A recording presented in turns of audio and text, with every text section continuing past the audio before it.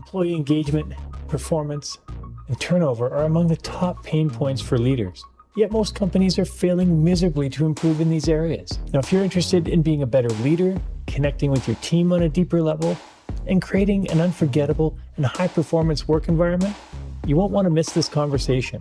Welcome to the Working Well podcast. I'm Tim Boris, and today I'm excited to be joined by Ken Schmidt. As a young executive, Ken was instrumental in leading Harley-Davidson's incredible turnaround from near collapse to global dominance in the 1990s. His unconventional approach took Harley from a product-first mindset to building powerful connections that redefined what it means to be a loyal, engaged customer. And these days, he's a sought-after executive advisor, speaker, and author. And in this episode, we're going to explore how those same principles that Ken used to ignite Harley's market dominance can help companies shift their internal culture and improve leadership while boosting employee engagement and performance.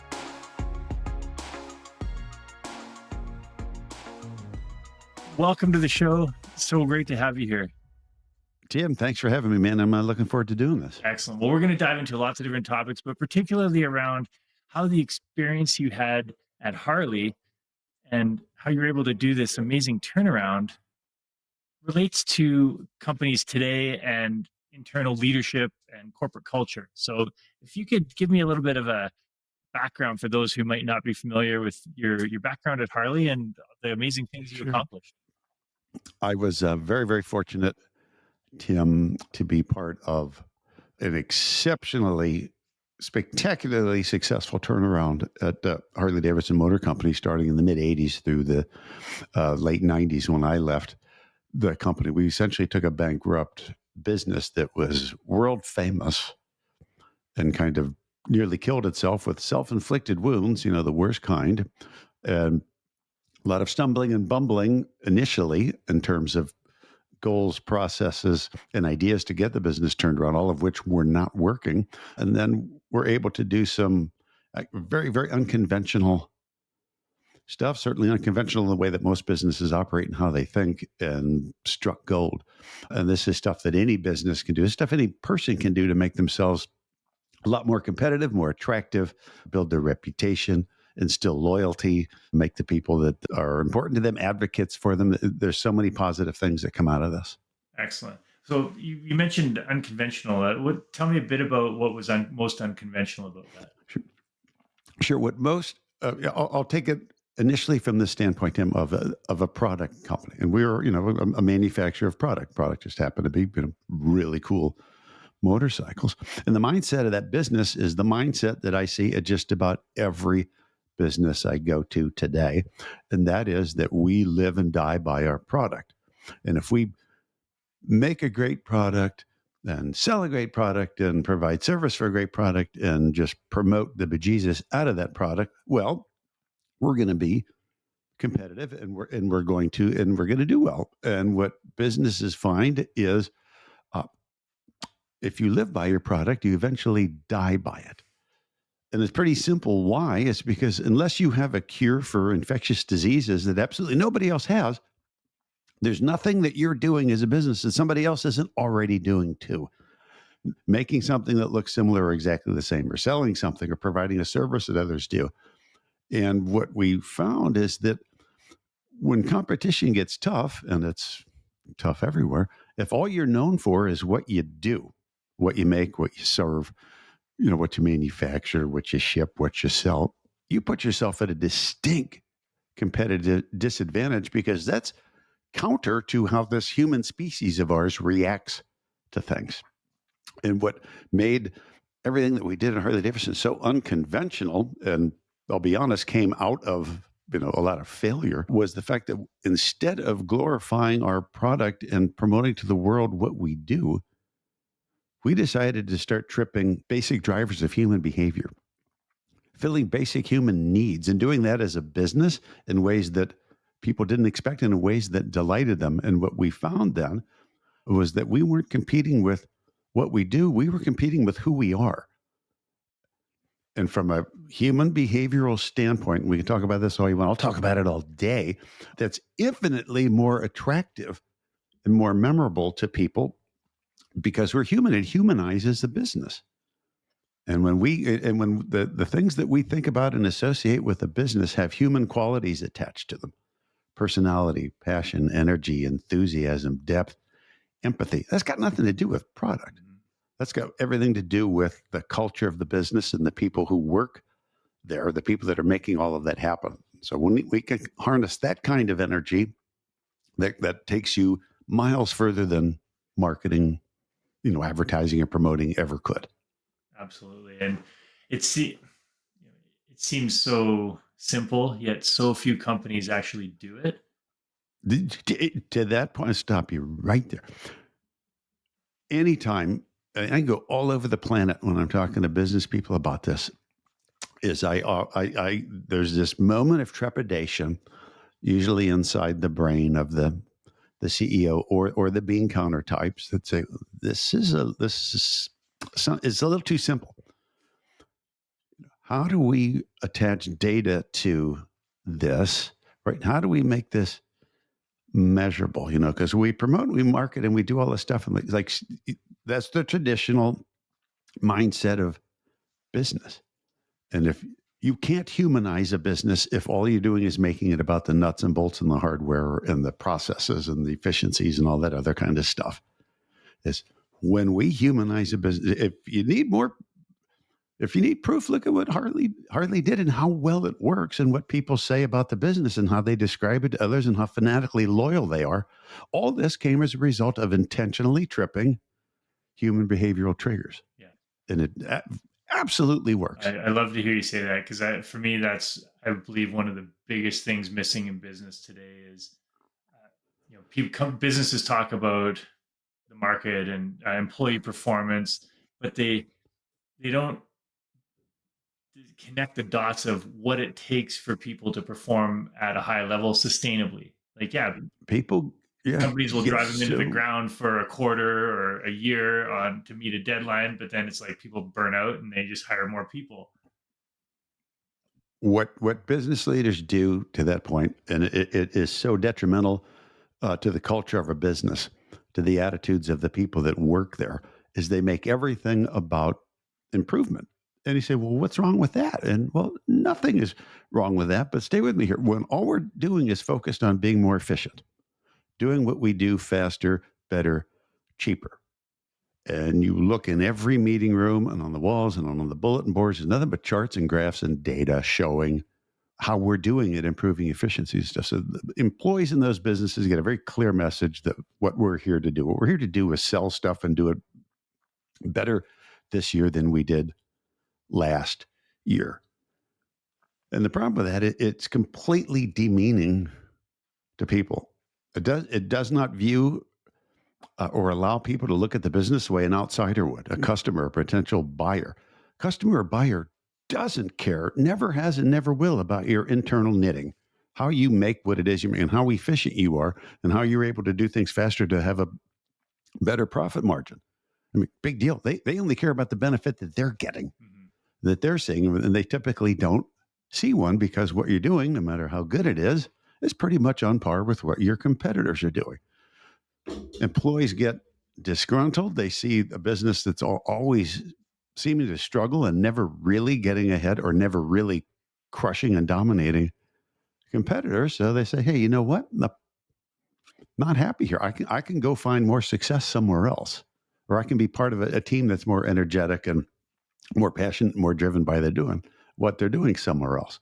And then they go to another company and they kind of run into the exact same thing because leaders don't understand the importance of culture. They say they do, but trust me, they don't put their actions behind the words. Oh, absolutely. Yeah. And one thing that stuck out when I was looking through your website and different materials, and the 3 simple questions you've come up with that absolutely apply to the marketing world and customer engagement, but flipping that around internally from the employee standpoint, it is so applicable to the challenges that leaders and companies are facing, employee engagement and corporate culture. If you could walk us through those questions, Sure. I think they're brilliant. On my very first day of work at Harley-Davidson, September, I think it was the 5th, 1985. It was a very, very dark time there. The week before, 40% of the workforce had been furloughed. The company had lost its lead lenders, had no access to capital. I mean, so the business was essentially on paper doomed. So I was kind of sitting down thinking, all right, what can I get people focused on here in terms of taking what we're doing successfully and doing it better, but also, kind of breaking the habit of doing things that don't work. And I posted, and I sat behind my typewriter. It was actually a typewriter back then, and I banged out 3 questions. The questions I think are the absolute drivers of business process, or should be. And the 3 questions are: what are people saying? What do we want them to say? And what are we doing to get them to say it? In other words, saying, let's look at where we are right now and the way customers view us. What would we like them to say about us when they're talking about us? In other words, what would we like our reputation to be out in the marketplace? And third, what are we doing to make that happen? Because, and if you ask anybody that's running a business or in leadership at any business, and you say, well, what would you want people to say about your business? And the first words out of their mouth are always, is the death knell. Well, I guess I'd like to hear people say, and I like, you guess, like, you don't know what you want. You would ideally like your reputation to be. You don't know how you'd like to be remembered and talked about specifically. Well, there's a problem there. And then they will say, well, I'd really like them to talk about, the quality of our products, the quality of our service, and the quality of our people. And I go, so they wouldn't say that about any of your competitors. They would only say that about you.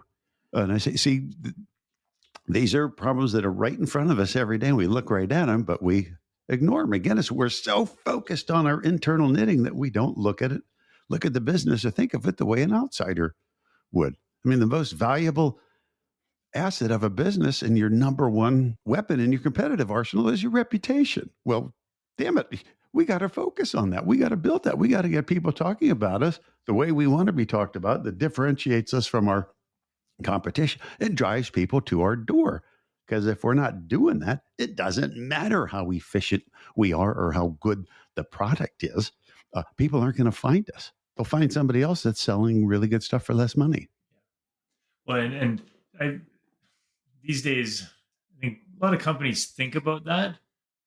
What strikes me is the third question: what are you doing to get them to say it? Yep. So it's this: hey, we had a strategy session, we went to an offsite, we came up with this differentiator, or where's our market position, and then everyone gets back to the office and they go back to the normal routine, and the leaders, especially the executive leaders, aren't making those day-to-day behavioral changes, day-to-day actions that are delivering on what it is we want them to say. So what they will do is they'll say, oh, you are absolutely right. We need to focus on our reputation. So we've got our marketing people on this. And they say, no, this is not the job of marketing. The same way they'll say, well, corporate wellness is the responsibility of our HR people. No, it's not. No, none of these things are the responsibility of anyone. If it has any impact on the culture, that's number one job of leadership. The culture is everything. That's how we see you. It's everything we think of when we think about or talk about a business. It's a reflection of their culture.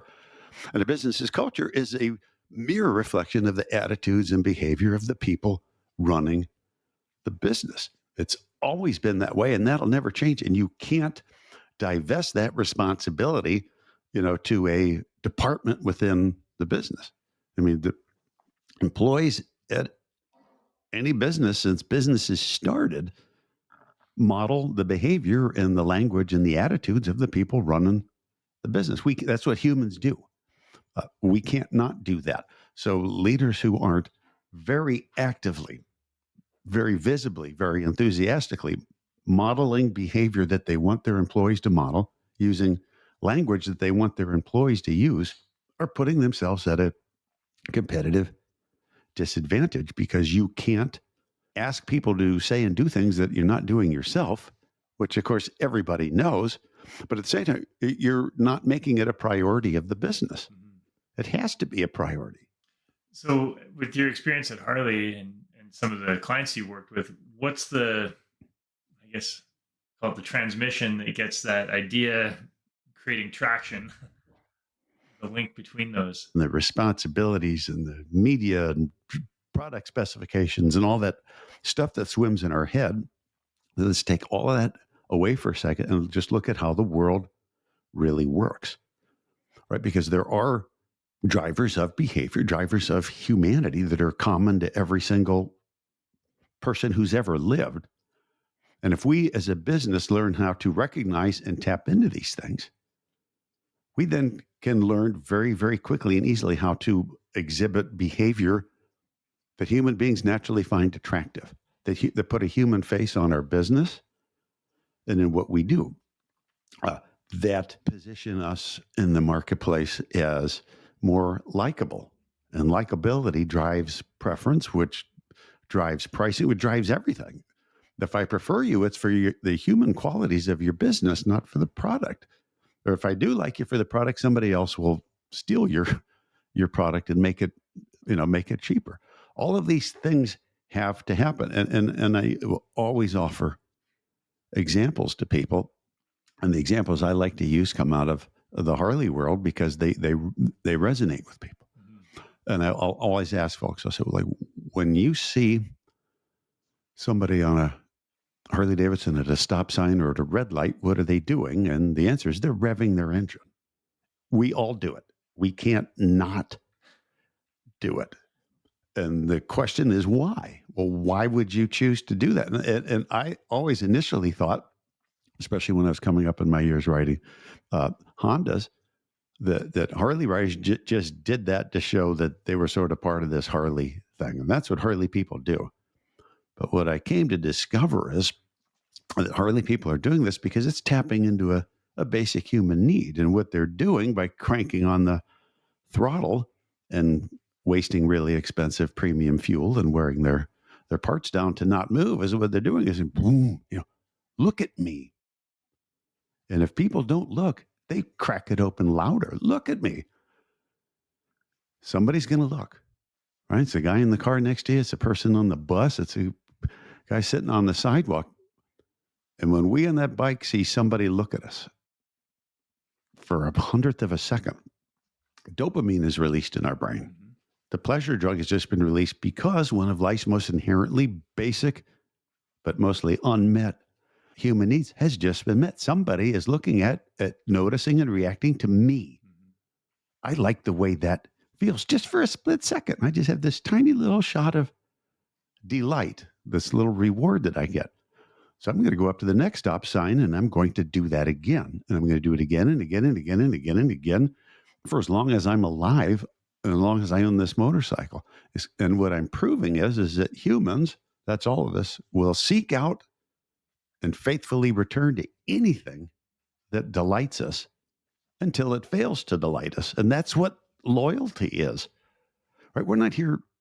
So think about that from a business perspective. If we understand that loyalty is ourselves feel good about something or being made to feel good about something. I mean, anything that makes us feel good, we keep doing. Doesn't matter what it is and where you're at in your life. But if something pleases you, you remember it and go back for more of it because we're a joy-seeking species.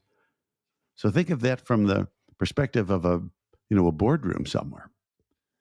And if I'm in a business meeting with people, I say, what are you here to do? And they say, we're here to serve people. I said, that's what we said.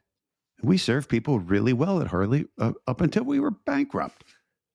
I said, anybody can serve. That's the lowest rung of expectation. That you're doing what you said you would do. Well, big deal. Right? It strikes me as we hear a lot about belonging these days. Yeah. Harley was a company that tapped into externally and from the sounds of it internally into a culture of belonging. We belong to something special, something greater than us, and that we're working hard towards. And what drives that, Tim, is delight. It's when people are coming back for more, we said, hey, look, what are we here to do? We're not here to serve. We're here to be a source of delight. And if we can make that our mindset, right, the driving purpose of the business is to make people feel good about themselves, make them feel, be a source of delight for people. They keep coming back. And then we say, well, why don't we, weaponize this and build camaraderie around this and socialization around this sport of motorcycling, around this thing that we have. And if we've got two people with us on a Saturday and they're enjoying what they're doing, you know what? There's going to be 3 or 4 next weekend because everybody goes and tells their friends about this. Like when something pleases you, you tend to tell other people. Yeah. And suddenly more and more people were showing up. And that begins to, that lights a fire under people. We got to keep doing this. Well, and We got to make this part of our go-to-market process. how many this network of people? How many companies have their customers tattooing their logo on their body, right? It's crazy. Yeah. Harley just has such a clear subculture and atmosphere around it, and that is when we see that in leaders today in organizations, they're complaining about why aren't my employees loyal? Why is turnover high? Why are they disengaged? What are you doing to create the environment where they feel like excited to show up to work and they feel like they belong and they feel respected and valued? And it's so amazing, Tim, that the same human drivers that will provoke and inspire customer loyalty and customer advocacy, right? People making recommendations to their friends. You gotta get Harley. You gotta be part of this. It's so much fun. They do such a great job of providing fun stuff for us to do. But all of those drivers work for attracting and retaining employees. I said, our employees aren't loyal. Well, what are you doing to instill loyalty? All human, we can't not do this. We're a joy-seeking species. If you are doing things that delight us by showing an active interest in us as people, not just some, corporate campaign where you're putting posters up on the wall that, it's Wellness Month, we care about you. And that's not what I'm talking about here. I'm about actively showing an interest in people. But only this month, because the other 11 months of the year, we don't care. 11 months, we couldn't care less. Smoke them if you got them. Yeah, it's crazy.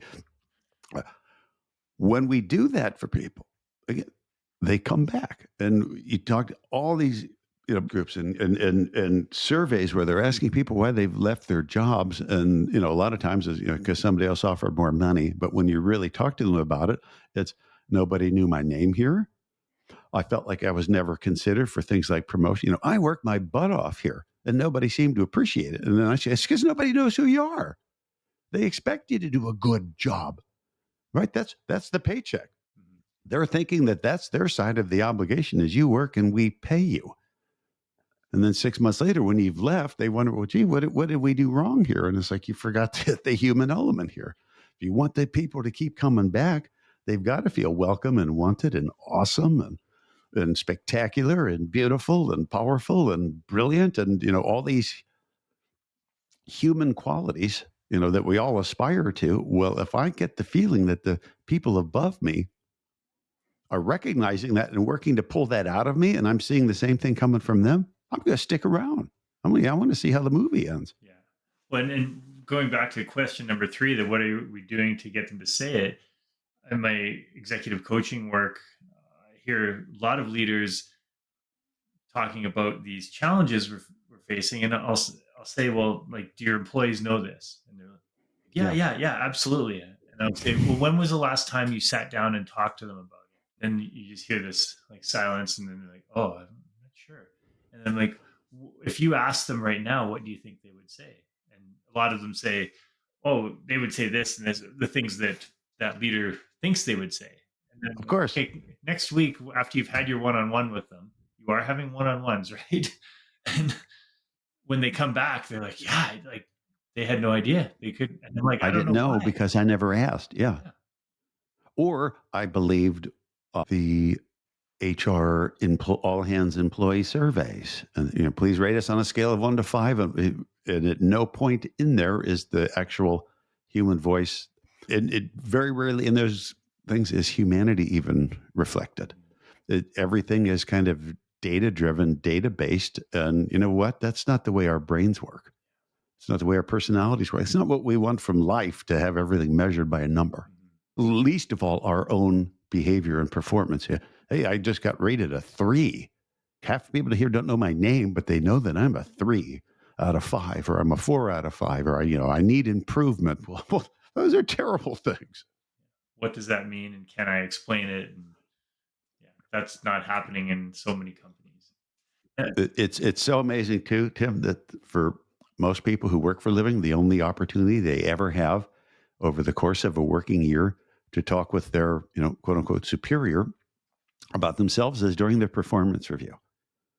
This is the only time I'm actually having a personal conversation with my boss or my leader, and it's done, under a cloud of fear and it's a performance review. Those aren't fun. I said, and when, so I say to leaders all the time, I said, instead of believing that you're getting your best input, your best information from employees during the once or twice a year performance review, why can't you just engage them in conversations about the thing in their life that's the most important to them, which is themselves? Why can't you just sit across from somebody and say, what's going on in your life? They're going to tell you, because oh my God, somebody's showing an interest in me. Or if instead of saying, here's what I need to see you improve, here's what we'd like to see you do better, it's just spinning the question around, like, where would you like to go with your life? Who do you want to be? How can we help you? How can I help you get there? Well, now this person, somebody is taking me seriously. I like that. Yeah, that's it. It still amazes me how few leaders have consistent and, more importantly, effective one-on-ones with their team. I've met a lot of leaders that have one-on-ones, but it turns into tactical It sure does. business work, Or and they end up just let, discussing let me tell you more about me. Yeah, well, no, that's not what the employee wants.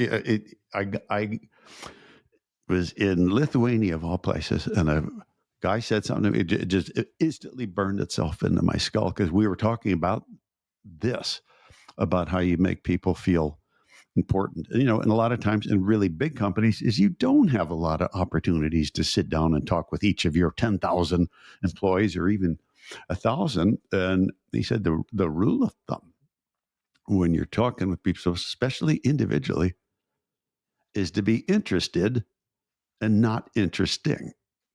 And I kind of thought of that for a second. I said, oh my God, I never heard anything expressed that way. Because when you're showing an interest in someone, they're going to tell you everything you could ever want to know about them. They're not, as far, you're the boss, they're the employee, or they're below you. So the quote, they naturally, inherently, respect the position and the authority. But when you were that's their interest level. But when you were showing an interest in them and making them feel like, hey, the more important person in this conversation right now is you. We come back for more. First, it totally humanizes you as a boss or a leader. This person likes me. This person is showing an interest in me. I'm not used to that. I like that. I will come back for more. I'll be sure to say hi and, give this guy a pat in the back every time, I pass him or her in the hallway. I see them differently now. And that's a very underestimated value in business, when people can feel that connection and feel like that they are respected. See, I was saying that there's no leader more dangerous than one who won't allow himself or herself to accept the soft side of their brain. The side that says, you know what? You are the leader and you're super smart. And you did a lot of great things to get to where you are.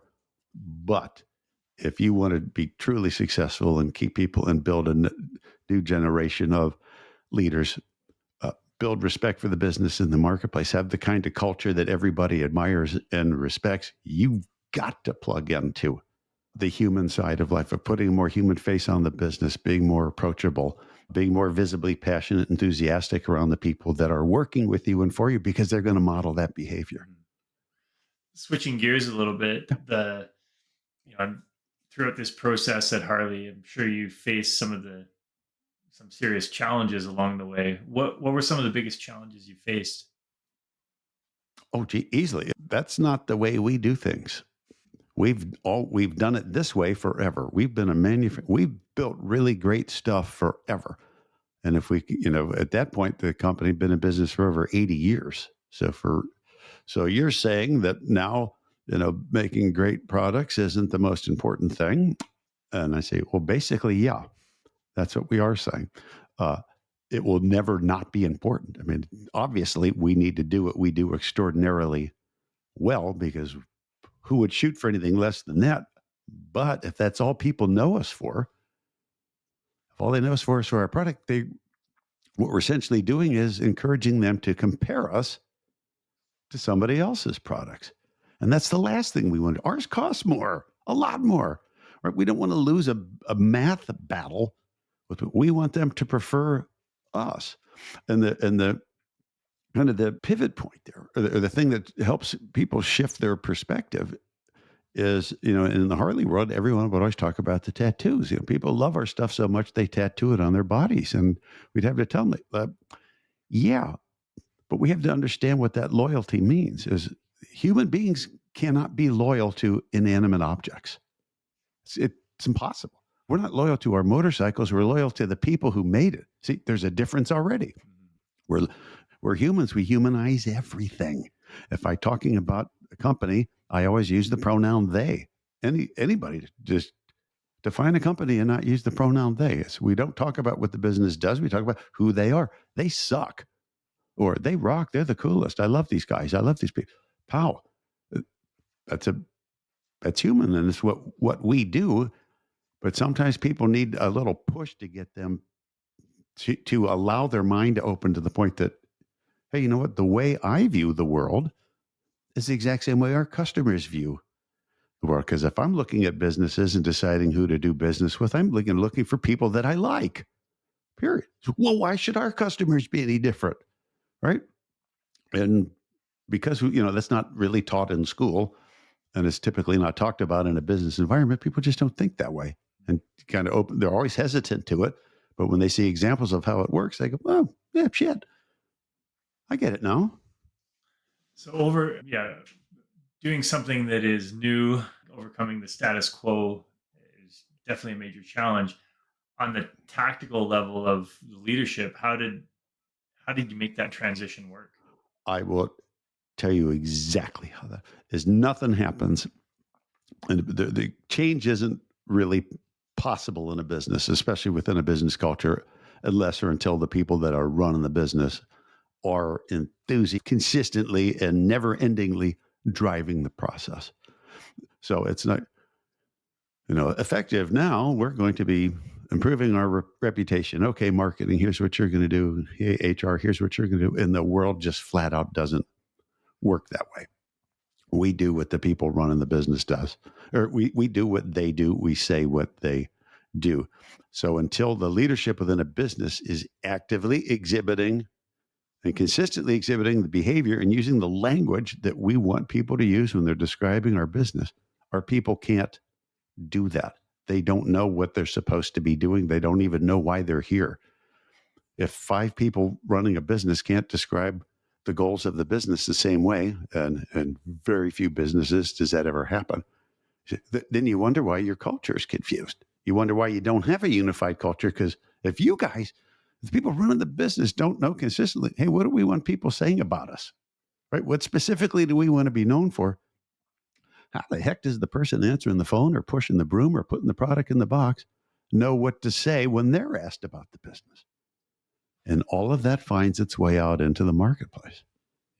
And confusion just breeds, commoditization and pricing and, all the things that businesses hate. And those wounds are self-inflicted. Mm-hmm. So from hindsight's always 2020, but looking back, what gaps do you see? What would you do differently this time? Geez, with the benefit of hindsight, I would not support or get behind any efforts to be promoting the what we do side of a business. The hardest thing, and it took a lot to reach the point where light bulbs started going off. Having a great product isn't enough. Ours is the most expensive. People expect it to be great. So the natural question then a person would ask that was considering buying a Harley or a BMW or something else is, yeah, your product is great. It should be. It's expensive. So what else have you got? Like, convince me. And we didn't have answers for that. I would have had answers for that right away. That would have jumped straight past the, geez, let's try to compete with, let's just try to take what we already know how to do and do it better. And say, no, I would have worked very, very hard to upset the apple cart sooner. Let's jump right past the stuff that we know we're going to make mistakes on and get into the human side, because that's what moves markets and that's what drives revenue and income. Really hard to convince financial people of that until they see results, and then they go, "Oh, geez, this crap's working. Keep doing it." Exactly. Well, that was my next question. Is I imagine there wasn't complete alignment with all the executive leaders. So, how did you overcome that? Yeah, and I'll say, and that's the problem, because remember what we said up front is the business leaders are just so hell bent on data and graphs and charts and measurement, all of which is important. But they say, okay, well, how can you measure a change in attitude? How can you tell me how much more product will sell by being a more human focused business than product? There's no data for that. And thank God there's no data for that, because somebody figure out a way to ruin it. They tend to put the business that's already doing kind of well, it takes them a while to come around to it takes a major hiccup in the business to kind of make the discovery, like, oh, our competitors have gotten wise to what we're doing. Everybody's doing the same thing. We need to be doing things differently. Maybe we should start plugging into some of the stuff that Harley did, or that Ken told us that we needed to be focused on. So a lot of times it takes either failure or trouble to say, hey, you know what, maybe we should try, skinning the cat a different way. And then everything doesn't have to be data driven. And if the senior people get the numbers people in line, then things go smoothly. I like that you brought up I call it existential threats to the business or the people. I've seen that's sometimes what it takes. In my previous life as a fitness and health coach, I saw clients that literally were on death's bed before they made a decision, and you're like, despite years of being told to stop smoking, they have the heart attack, and it's like, oh, geez, I'm going through the trach tube and smoke. Yeah. And some people never change. And No. From an organizational standpoint, what examples did you see of that where someone just wasn't making the change and they had to? This is what we're going to do. We're going to keep going down this route of building socialization around our sport and our activity, of getting people involved, of being out in front of people, of being a source of delight, of asking them questions about how we can do what we do better in order to delight them. This isn't the desired behavior that we're after here. This is the expected behavior here. This is what we are going to do. And if you're not going to do it, you're not going to fit in here. And there were people who were hesitant or pushed back, or that, I'm a third generation metal bender and nobody's going to tell me how to do stuff. It becomes obvious very, very quickly, pockets within a business that aren't embracing this very, very quickly, because they're the naysayers, the people who aren't volunteering to get involved with things. And they're also the departments where everyone's trying to get out and posting for or applying for jobs in other areas of the company where they do see the positive change coming and want to be a part of it. And that's when the serious sit downs with those area managers or functional leaders were with the CEO is you're going to embrace this, or you're going to embrace another job somewhere else. And we can't tolerate, any weakness in the chain. There were pain, there was a little pain in there, but there was also buy-in, because things like passion and enthusiasm are very, very contagious. And when things start to click and you begin hearing very positive things coming back from the marketplace, and the sales numbers are going up, and, we're moving toward profitability way faster than we ever had before, magical things are happening. Well, that just lights the fire even hotter. Okay, this stuff is working. We got to keep doing it. And the people that aren't doing it are upset because they feel like they're being left behind. And they're being left behind because their leaders within their function or within their department or within their teams aren't embracing it. And they want it. We all want to work for people and be around people who look like they're part of something successful versus the naysayers that are dragging their feet. and saying bad stuff. I think we see that quite a bit today in the sense that there's still this, I guess, cohort within a lot of businesses that are the numbers driven, Hmm. and someone in the organization can be putting up great numbers, but culturally they're a horrible fit. Yet they stay around and they often get promoted because they are producing results for the business, but they're destroying the culture and the process, at least within their team or their department. Culture tips should not be seen as a soft word or as a dirty word or as a problematic word. Oh boy, they want us to talk about culture again, and we've never we've never had a problem with that here. Or our people have always been very good at what they do, and that's not what culture is, and never has been. The way people see your business is a reflection of the culture of your business, and if they see you as a thriving, successful, awesome, kick-ass, fun, amazing business, that's your people that they're talking about, right? And when you can get that light bulb to turn on in people's heads, again, it just anyone who doubts it, say, well, let's talk about a business that you like or that you respect. Why do you like, this brand of flat screen TV? Or why do you like this particular car? They'll start throwing out the pronoun they. Oh, they do such a good job, and you're. This is what we're talking about. See, you do it. We all do it. Is you're putting a human face on that on a business that you like. You attach human qualities to it. If customers that you serve or want to serve can't do that here, they're going to go. They'll find it somewhere else. So over the past 25 years or so, a lot has changed since you left Harley, and you're still working with clients now to Yeah. implement some of these changes. If we do a compare and contrast, what's changed, and where are the gaps that still need to be closed up?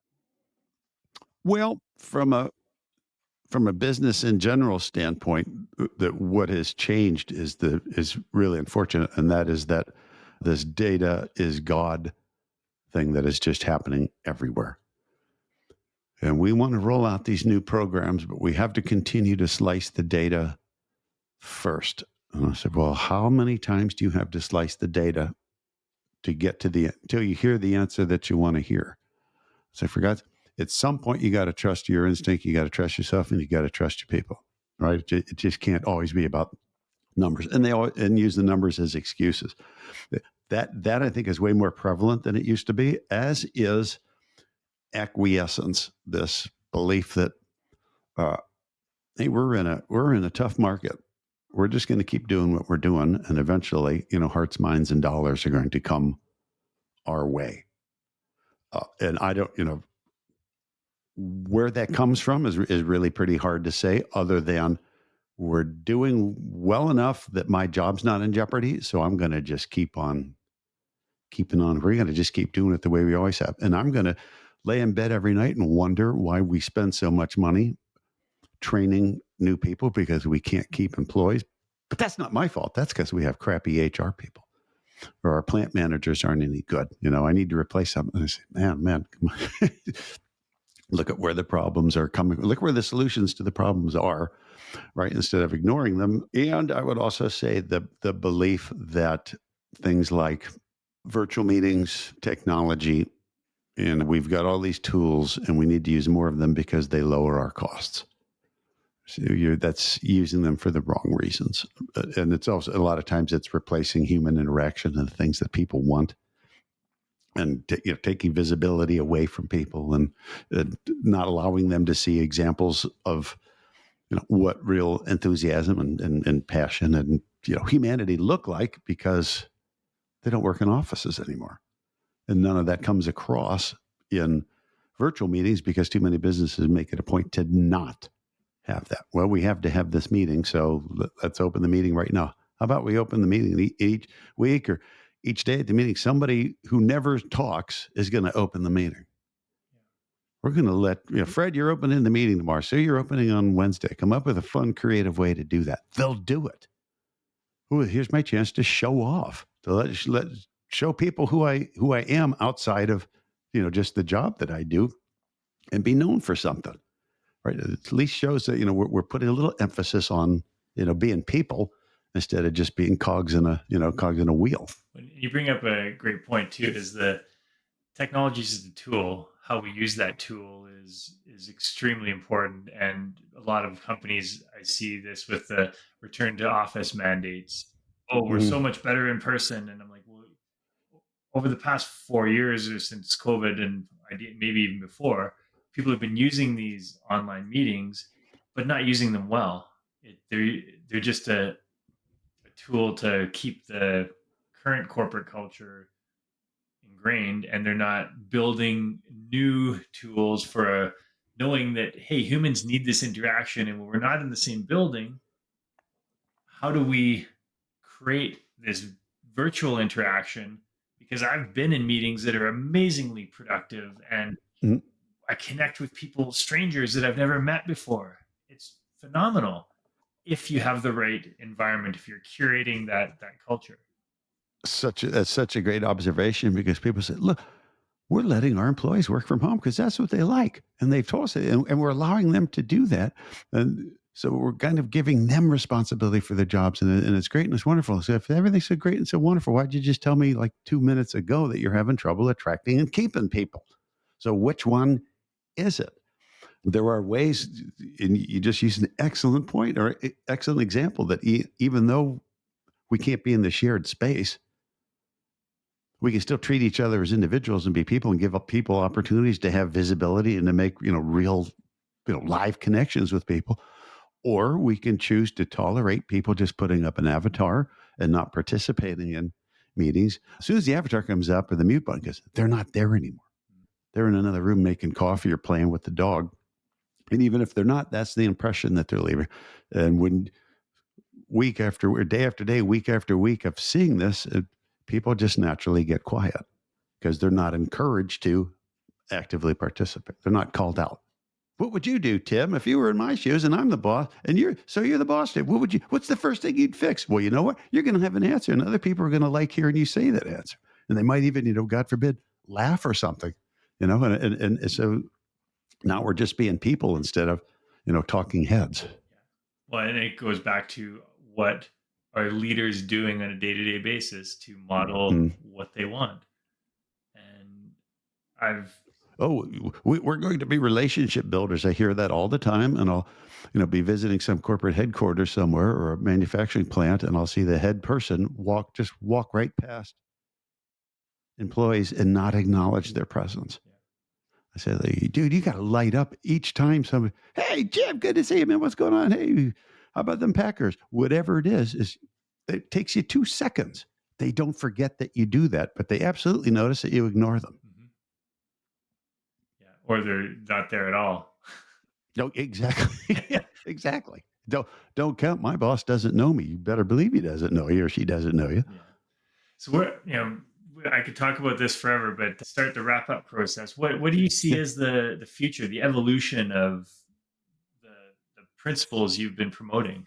Well, I do think that everything is one way or another kind of coming to a head, in that things have become so commoditized now because things have become so simple for buyers of anything. You can go online, you can find any service, any product, anything, and know with a very high level of confidence that no matter who you're buying from, the thing is going to show up the next day. You're going to get what you paid for. You're going to get what you expected, because business can't exist if we can't at least deliver on that. And as businesses come to struggle because other people, might have more people, or better manufacturing techniques or better servicing techniques, or may be able to get their prices lower than yours, eventually a bottom gets hit. And once that bottom gets hit, we can't suck any more money out of this and still make a profit. We have to change the way we do stuff. That's when people hit that rock bottom and they say, well, how did you get people so motivated at Harley? I say, kind of easy. The business failed. We're, you're gonna lose, we're all going to be out of work. We're going to lose jobs. That's a pretty strong motivator. But absent doubt, I mean, that's a job of leadership. We don't ever want to hit that point, Yeah. because we know that's where our competitors are heading. They're all commodities, just like we are. Let's be the different one. Let's be the one that gets out in front of everybody. So practically, how do you do that if you don't have that existential threat, but leadership says, hey, we want to go in this direction? What's the traction there? How do you create that traction? Well, as simple as it sounds, absolutely nothing happens until the people running the business make it the priority. And the reputation of the business, the humanization of a business, again, that cannot be delegated to other people. That's the responsibility of leadership. That's job one of leadership, of building the business that we want this to be and that we want the world to see, and getting them to move past this notion, or at least have their eyes and their hearts open to the idea that ultimately we're known and respected, or not known and not respected, for who we are and not for what we do. And there's not a business on the planet that can't readily put a human face on their business. You call a business, you got to please hold. You know everything you need to know about that business in half a second. Yeah. They're not staffed. They're not focused on being a source of delight for people. Thanks for calling.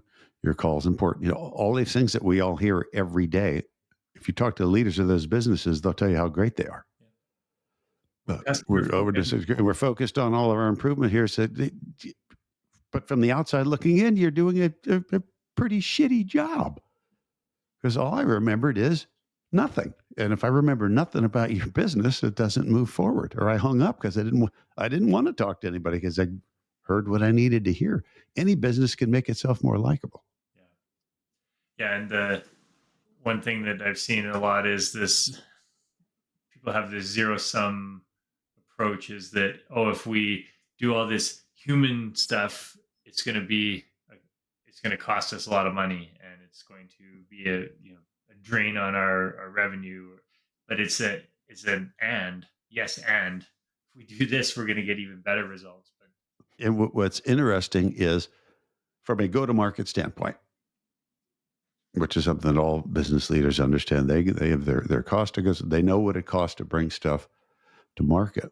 As we were at Harley, and there's a number of other companies that have done this and done it extraordinarily well, is greatly lowered their cost of goods of what it takes to bring something to market, because marketing costs come down when customers are finding you, where you're not paying, having to advertise and lower prices to attract people, when the people you're already doing business with are telling other people that they should come and do business with you. Selling costs go down, profit goes up. Why wouldn't we want this?